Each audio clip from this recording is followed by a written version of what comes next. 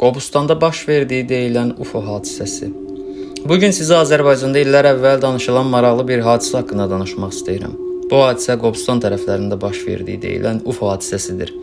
Əvvəlcə onu deyim ki, UFO sözünü çox adam eşidib, amma hamı tam olaraq nə demək olduğunu bilmir. UFO ingilis dilində bir ifadədir və mənası naməlum uçan obyekt deməkdir. Yəni göydə görünən, amma nə olduğu tam bilinməyən bir şey.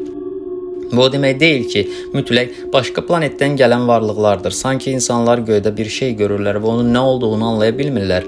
Ona görə də ona UFO deyirlər.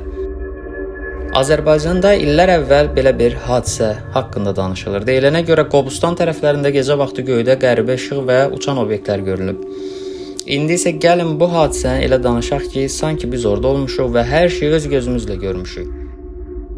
Hadisəni başa düşmək üçün əvvəlcə Qobustan haqqında biraz danışmaq lazımdır. Qobustan Bakıdan çox da uzaqda deyil. Ora əsasən qayalıq, dağlıq və biraz səhraya bənzər bir ərazidir. Orada qədim qayaüstü rəsmlər də var və turistlər çox gəlir. Amma əvvəllər xüsusilə Sovet dövründə o ərazilər çox az insan yaşayırdı. Gecələr isə ora daha da sakit olurdu. Gecə vaxtı ətraf qaranlıq olur. Səma çox aydın görünür, ulduzlar çox parlaq görünür. Belə yerlər insanları göyə daha da baxır, daha çox baxır və bəzən adi görünməyən şeylər görə bilirlər.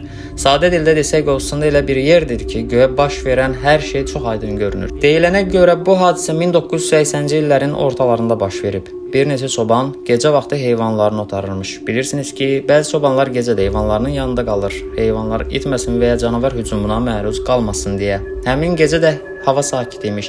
Külək yox imiş, səma açıq imiş. Ulduzlar çox aydın görünürmüş. Çobanlardan biri göyə baxanda qəribə bir işıq görür. Əvvəl elə bilir ki, bu sadəcə bir ulduzdur, amma biraz sonra görür ki, işıq yerində dayanmır. Çobanların dediyinə görə göydə görünən işıq adi ulduz kimi balaca deyilmiş. Biraz böyük və parlaq imiş. Rəngi isə ağla sarı arasındaymış. Ən qəribə tərəfi isə bu idi ki, işıq yavaş-yavaş hərəkət edirdi. Adi ulduzlar hərəkət etmir. Dəyərlər isə adətən səs çıxarır və ya yanıb sönən işıqlarla hərəkət edirlər.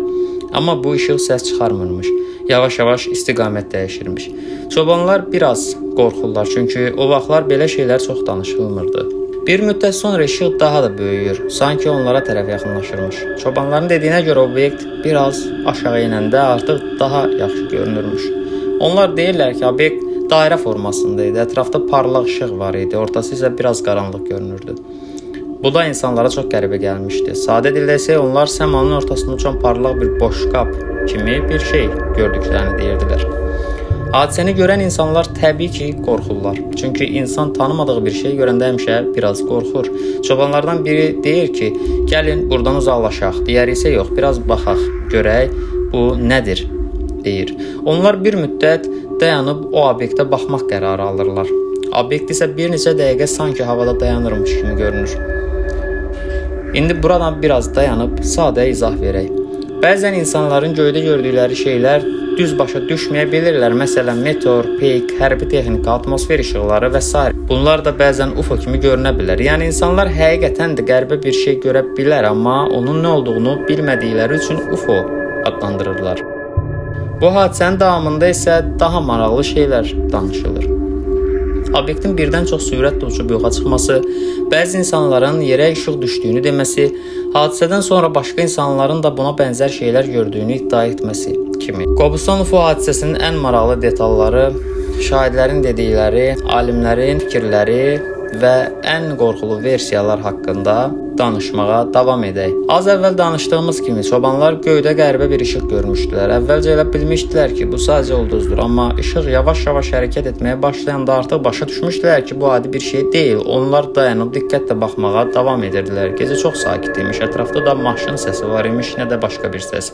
Belə sakit gecələrdə insanın diqqəti daha da artır. Çünki ətrafda hər şey çox aydın görünür və eşidilir. Çobanlardan biri deyir ki, o işıq bir müddət sonra sanki havada dayanırmış kimi qaldı. Yəni nə sağa gedirdi, nə sola. Elə bir göydə asılmışdı. Bu isə onların daha çox təəccübləndirmişdi. Çünki bildiyimiz kimi adi təyyarələr və helikopterlər heç vaxt göydə tam səssiz və hərəkətsiz dayanmırlar.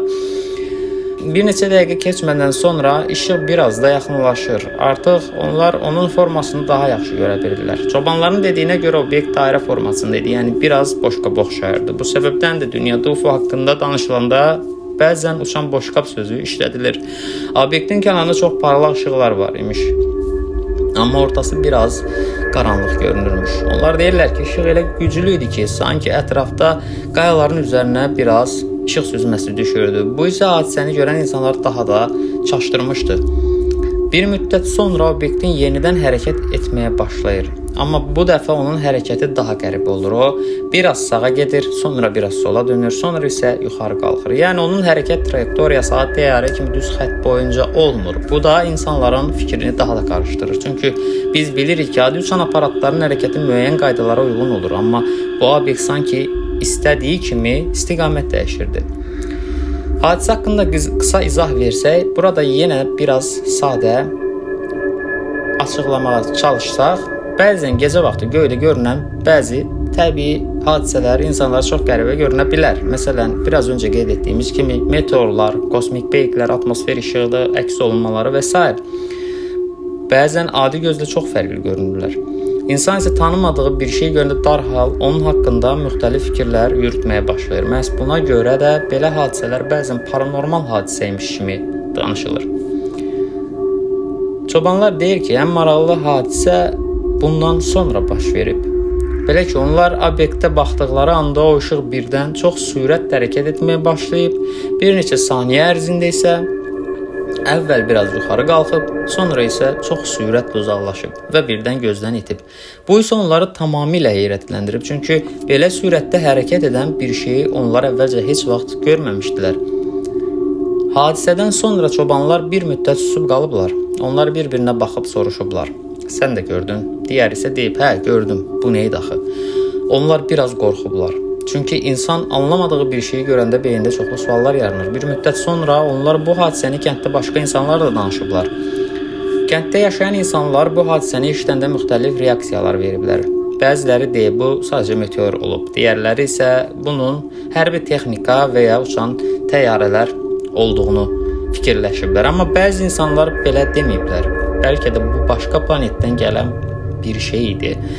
Beləliklə, hadisə yavaş-yavaş insanlar arasında yayılmağa başlayıb. Maraqlısı odur ki, bir müddət sonra başqa insanlar da buna bənzər şeylər gördüklərini deməyə başlayıblar. Bəziləri deyib ki, gecə səmasında qəribə işıqlar görüb, bəziləri isə göydə sürətlə hərəkət edən obyekt gördüyünü deyib. Amma bu hadisənin hamısı dəqiq sübut olunmayıb, sadəcə insanların danışdığı xatirələr kimi qalır.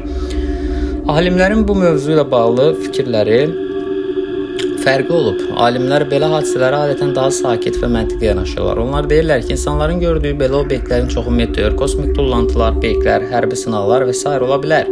Yəni, hər qəribə görünən şey mütləq başqa planetdən gələn varlıq demək deyil. Burada maraqlı bir məqam da var. İnsan bəzən beyni gördüyü şey tam düzgün qəbul etmir. Xüsusilə gecə vaxtı, uzaq məsafədə, işıq az olanda bunlar bizim həm də evrimimizə oturmuş funksiyalardır. Beyin gördüyü fərqli şəkildə qəbul edə bilər. Bu səbəbdən də bəzən insanlar adi bir hadisəni çox sirli bir hadisə kimi xatırlaya bilirlər.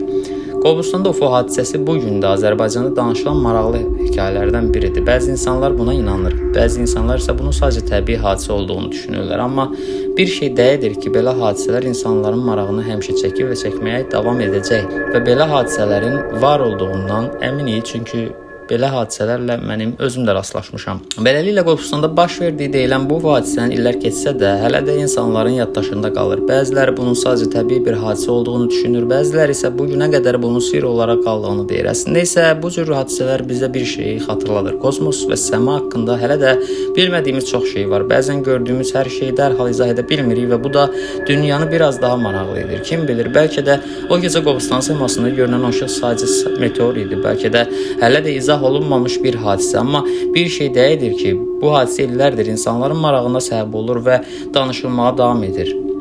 Bəs siz necə düşünürsünüz? Sizcə o gecə Qobustan səmasında görünən obyekt nə idi? Fikirlərinizi rəylərə yazmağı unutmayın. Növbəti videonun gəlməsi üçün bizə dəstək ola, bəyənə və fikirlərinizi yaza bilərsiniz. Növbəti videoda görüşənədək təşəkkürlər. Sizinlə İdris Nurizadə idi.